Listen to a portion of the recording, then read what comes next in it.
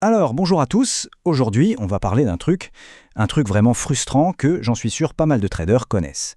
C'est ce sentiment, vous savez, d'avoir tout appris. Les stratégies, les concepts, des heures et des heures devant les graphiques. Et pourtant, les résultats, ils ne décollent pas. On stagne. On va donc décortiquer ce paradoxe ensemble et surtout, on va voir comment s'en sortir. Et voilà, cette phrase, elle dit tout, non?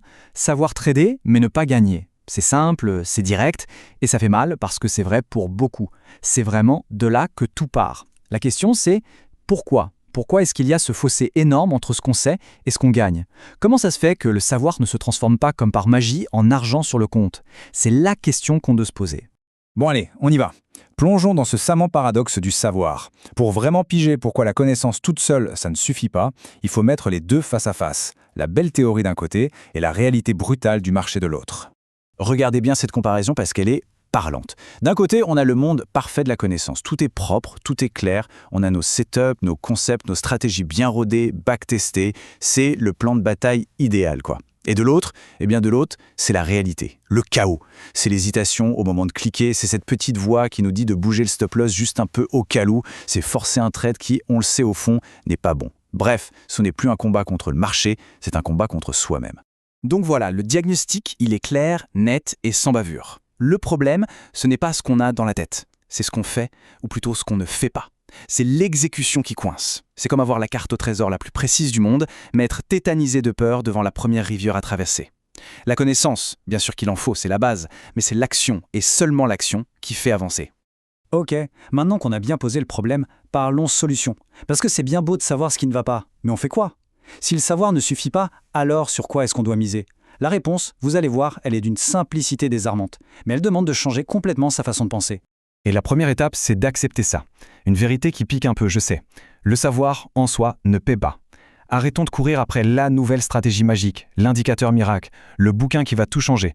Tout ça, c'est une illusion. Ça donne l'impression de progresser, d'avoir le contrôle, mais au final, ça ne met pas d'argent sur le compte de trading. Par contre, ça paye, l'exécution. C'est la seule chose qui compte vraiment. C'est cette capacité à prendre une bonne stratégie, même simple, et à l'appliquer, encore et encore et encore, avec une discipline de fer. C'est tout. L'argent, il n'est pas dans la bibliothèque, il est dans la répétition sans faille de l'exécution. Bon, concrètement, on fait comment pour avoir cette exécution en béton? Comment on passe du trader qui sait au trader qui gagne?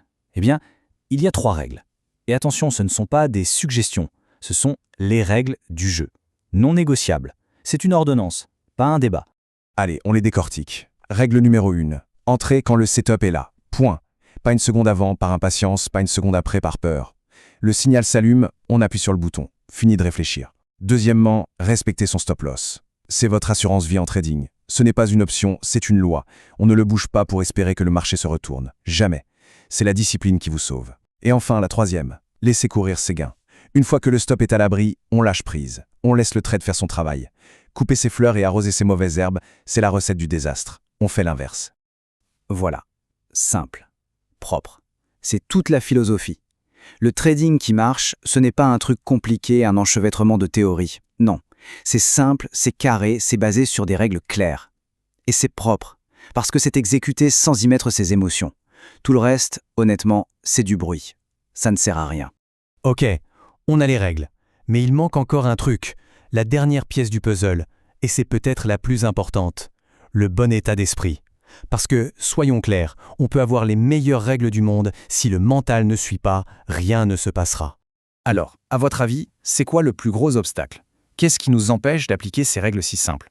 Ce n'est pas qu'on n'est pas assez intelligent ou qu'on manque de volonté. Non, le piège, il est beaucoup plus subtil que ça.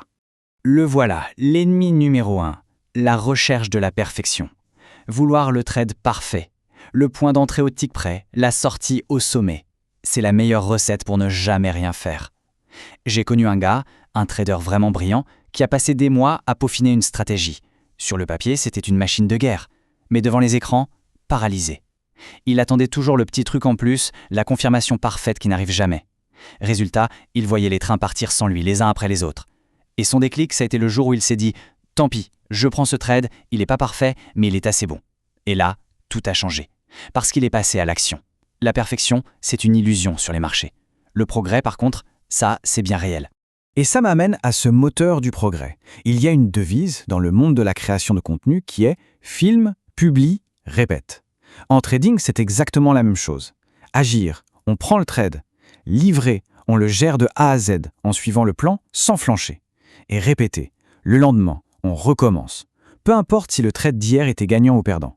On recommence. C'est cette boucle, cette routine d'action qui construit la confiance et la compétence, pas l'attente passive du trade de l'année. Et on va finir là-dessus. C'est vraiment l'idée à retenir de tout ça. Le trading, ce n'est pas un concours de connaissances. C'est un jeu de discipline. Le succès ne se trouve pas dans les livres que l'on a lus, mais dans la discipline que l'on s'impose chaque jour. C'est un métier d'exécution purement et simplement. Donc la seule question qui vaille n'est pas « qu'est-ce que je sais ?». La vraie question, c'est « qu'est-ce que je fais ?» Et suis-je capable de le faire encore et encore et encore ?